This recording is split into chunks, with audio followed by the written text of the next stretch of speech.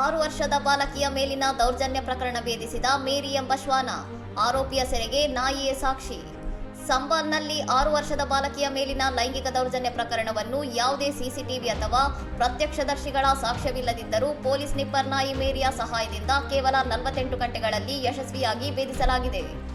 ಘಟನಾ ಸ್ಥಳದಲ್ಲಿ ದೊರೆತ ಸ್ಕಾರ್ಫ್ನ ವಾಸನೆಯನ್ನು ಅನುಸರಿಸಿದ 7 ವರ್ಷದ ಲ್ಯಾಬ್ರಡಾರ್ ನಾಯಿ ಮೇರಿ ಕಿರಿದಾದ ಹಾದಿಗಳ ಮೂಲಕ 300 ಮೀಟರ್ ದೂರದಲ್ಲಿರುವ ಆರೋಪಿಯ ಮನೆಯನ್ನು ಪತ್ತೆ ಹಚ್ಚುವಲ್ಲಿ ಯಶಸ್ವಿಯಾಯಿತು. ಆರೋಪಿಯನ್ನು ಹಿಡಿಯಲು ಪೊಲೀಸರು ದಾಳಿ ನಡೆಸಿದಾಗ ಆತ ಗುಂಡು ಹಾರಿಸಿ ಪರಾರಿಯಾಗಲು ಯತ್ನಿಸಿದನು.